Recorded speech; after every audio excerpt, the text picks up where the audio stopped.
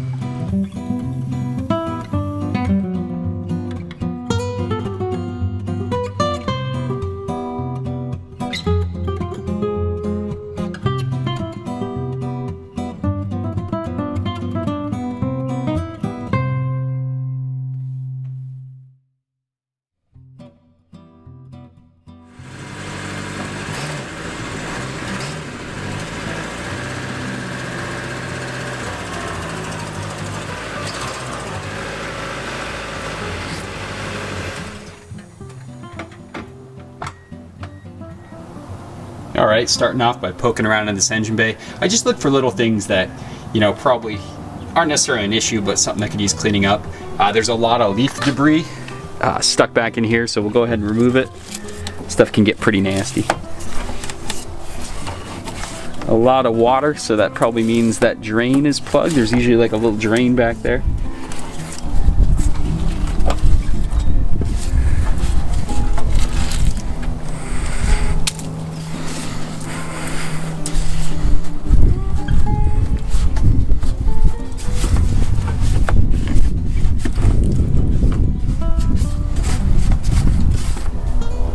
We're also going to poke around under this engine bay and look for any obvious issues.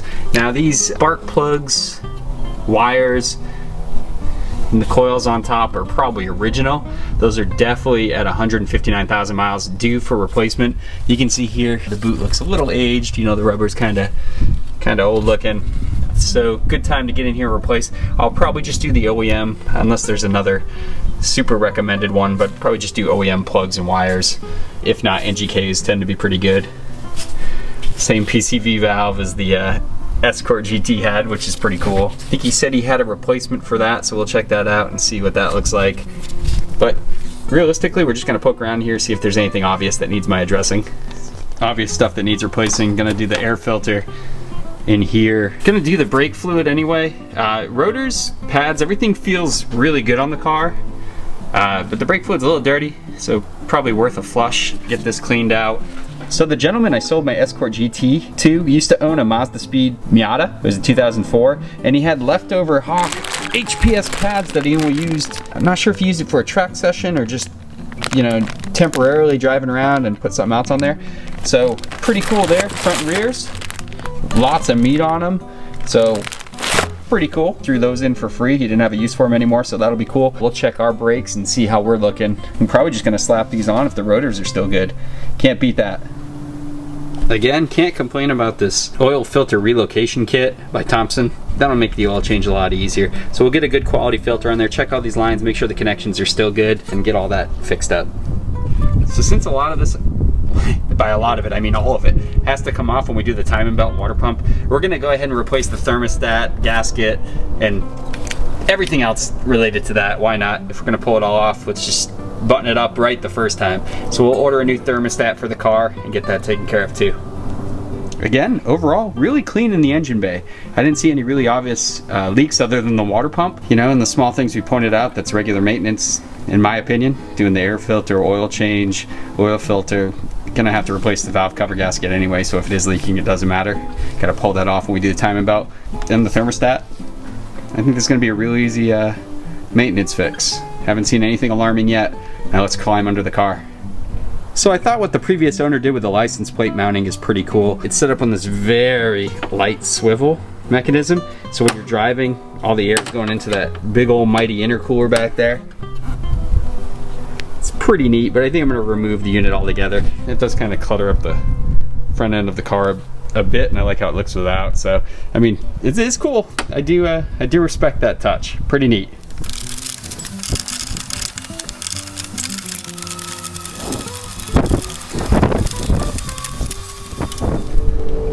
Getting that license plate out of there really cleaned up the front end. This looks nice. All right. Okay, we're under the Mazdaspeed Miata. My first thoughts under here is really doesn't look that bad. Gotta remove this huge tray here, this undercarriage tray. Gotta get all those little teeny nuts and bolts off. And you can see right here, we'll zoom in, a little bit of grime on the oil pan there. Indicator that it's had a leak in the past, or something might still be leaking, so we're gonna clean all that up anyway. I mean, honestly, guys, let's be honest, I'm used to looking at cars over a decade older than this one, so this looks really, really clean under here. No rust, nothing scary, pretty cool. Let's go ahead and get this undercarriage protector off and see what it looks like.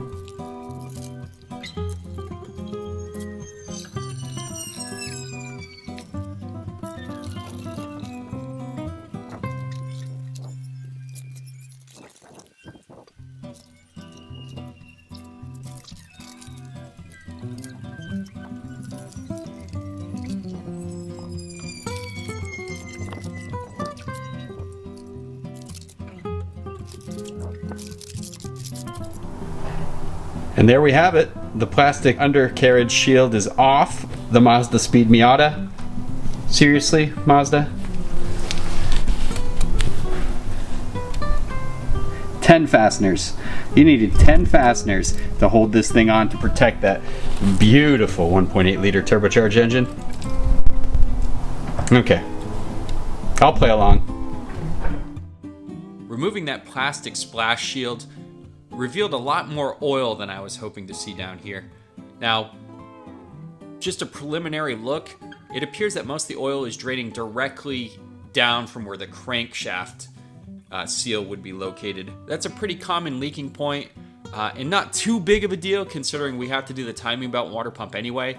So I'll probably pull the crank, little sprocket off there and replace that little O-ring kind of seal that's behind there. judging from these images and the photos we're about to go over, it looks like that's where the oil's leaking down. You can also see where the coolant has cleaned off some of the oil, indicator that it is the water pump that's leaking straight down the middle there.